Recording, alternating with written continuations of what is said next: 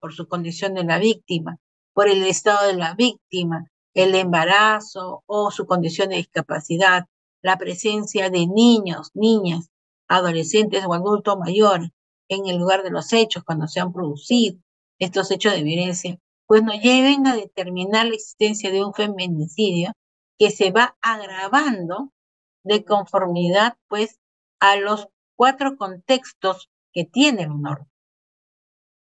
Esto es lo que nosotros tenemos que analizar porque el contexto de violencia familiar es el primero. Para poder identificar que un delito de violencia contra la mujer en su modalidad de feminicidio o en su modalidad de lesiones agravadas por hechos de violencia vienen de este primer contexto, hay que describir el bien jurídico tutelado, que es la vida, la integridad física, el cuerpo, la salud, frente a la relación que le une a la víctima con el agresor. Si es una relación familiar, si es el esposo, el novio, el amigo, el compañero de trabajo, y generar esa construcción que no me va a dar más que la historia y el relato de la fase del intercrímenes dentro del proceso de ideación, resolución, vida y camino del delito, como lo decía el señor Hualpa Vacas. Y regreso a él después de muchos años en una ponencia, porque estuve pensando, ¿cómo puedo hacer a lo largo de estos años que ustedes entiendan que la fase de ideación y resolución que nos va a llevar el título de imputación necesario y suficiente a nivel de autoría, pues sea la expresión máxima de estos actos preparatorios que están destinados a generar la resolución criminal? Comprar la gasolina, verter la gasolina en una botella de yogur. ¿A quién se le podría pensar que alguien que camina con una botella de yogur no es un alimento, sino que tiene un contenido letal que a sola decisión de esta persona de encender un cerillo luego de haber vertido el contenido de ese frasco de yogur, pues se genere la resolución criminal? ¿Cómo identificar en un delito de feminicidio un hecho omisor? Porque, ¿qué se menosprecia? ¿Cuáles son los actos o cuál es el contenido del cuerpo de la mujer que el hombre desea afectar? Y a lo largo del video, en varias oportunidades lo he repetido, el rostro. Yo no quería hacerle daño a nadie, yo quería dañarle el rostro, o sea, el grado de intencionalidad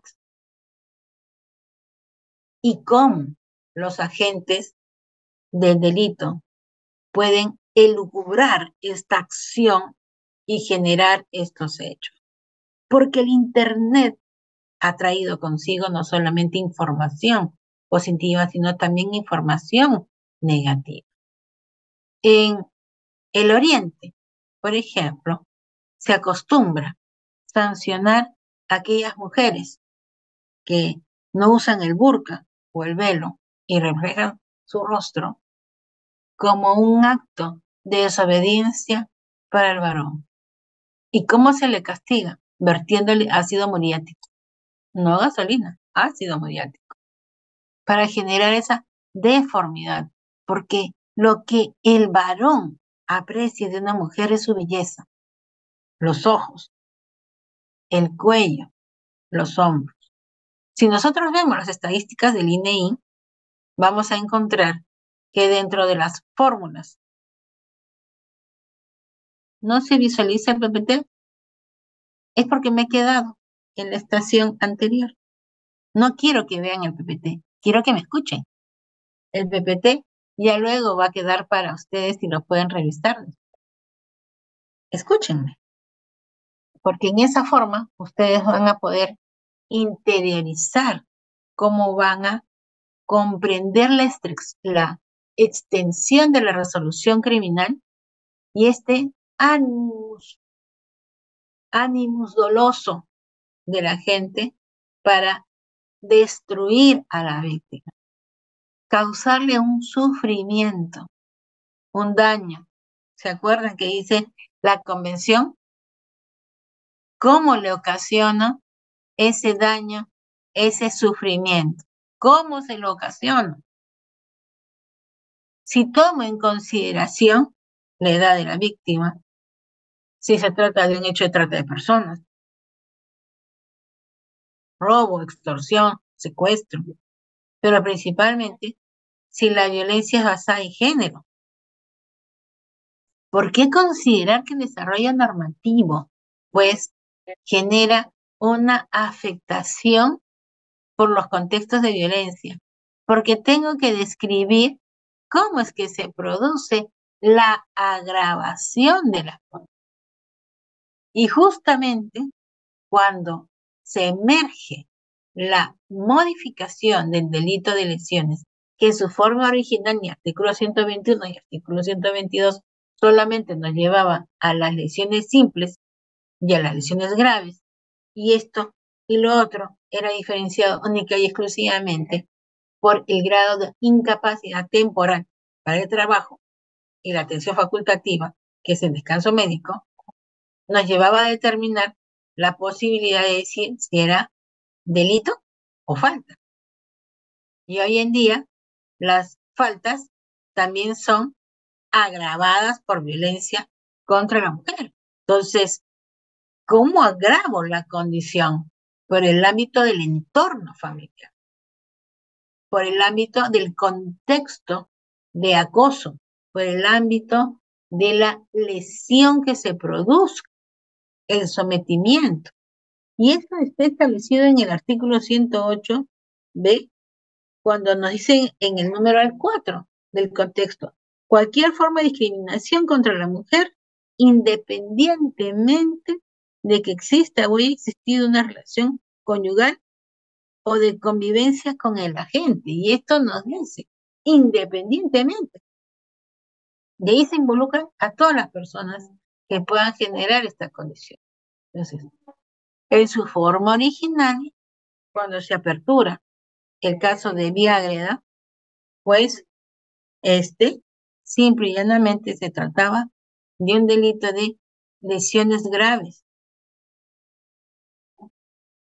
El Vía Agreda tuvo 3 primeras operaciones, como dice el relato, ¿cierto? Y luego, a su muerte, se incorporó el delito de feminicidio para que se pueda considerar no solamente la tentativa de feminicidio, que era la intención manifiesta. El Señor dice, ¿no? Yo no quería hacerle daño a otras personas. ¿Sabían ustedes que al momento de que él lanza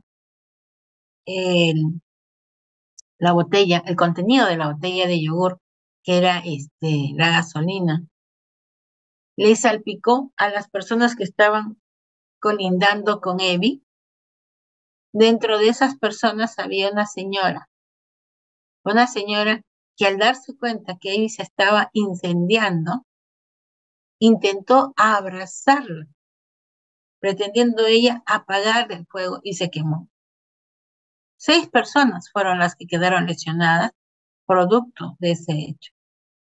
Si ustedes ven a Evi que está fuera del bus, está en estado de shock, porque nadie podría resistir tercer grado de quemaduras tan severas e intensas. Y ella, ¿recuerdan ustedes qué palabra decía? Ella estaba preocupada buscando su cartera, que le alcance su cartera, porque ahí están sus documentos personales. Ella no se daba cuenta de lo que le había pasado, porque el evento fue tan rápido. Y una de las cosas que agravaron las lesiones de Vía Agreda fue que apagaron el fuego de su cuerpo con un extintor, y el extintor tiene espuma que contiene mayores sustancias agresivas que dañaron más la piel de Evia. Y eso no significa que la persona que intentó apagarla le quería hacer un daño, sino que era el único medio que tenía en ese momento para producir esa forma de apagar el fuego. Muy bien, ¿por qué es importante esto? Porque cuando hablamos del delito de lesiones, producto de hechos de violencia, tenemos que describir en dónde se encuentra la lesión. Y al describir en qué lugar se encuentra la lesión, es que vamos a determinar si vamos a estar dentro de los ámbitos de formas agravadas porque es una menor de edad, y aquí hablaremos un poco del ámbito de los castigos disciplinarios o medidas correctivas que los padres hacen sobre sus hijos menores de edad, que también forman una cifra importante de hechos de violencia.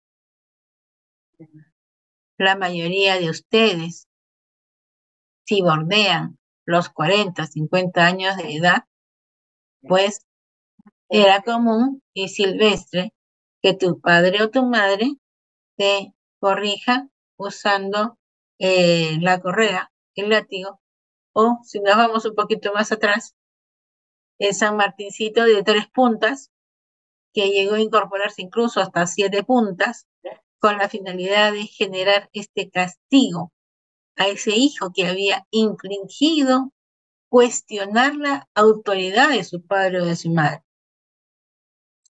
Y esto, pues, ha llevado a conductas incorporadas de mayor gravedad cuando esa niña, niño o adolescente es lesionado con cuchillos, con cables eléctricos que infligen más dolor, cuando para apagar el sollozo y los pedidos de auxilio, los castigos se infringen en las duchas o en aquellos lugares en donde el niño no puede correr o defenderse de esos golpes que son constantes contra su cerebro en la pared.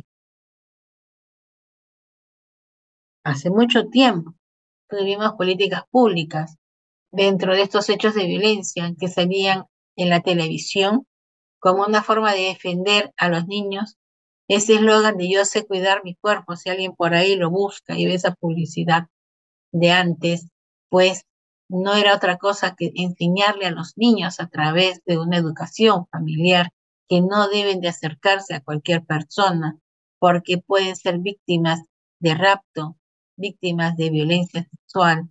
Y ahí tenemos el caso de la niña Angélica, que ella estuvo haciendo vacaciones escolares en una comisaría cercana a su localidad y su agresor, su victimario, se encontraba a expectativa, acechando a cualquier niño o niña que se encuentre solo o sola para acercarse, ofrecerle ayuda y transportarlos en su bicicleta a su domicilio, como un vecino amable que te ofrece caminar y dar un paseo, para finalmente secuestrar a la niña, darle muerte, violarla, dejarla amaniatada al interior de una bolsa y a una cuadra de la comisaría, lo que significa que los agresores son acechantes de todo el tiempo. Nadie sabe con quién o quién puede ser tu agresor, pero lo que sí sabemos que la víctima se encuentra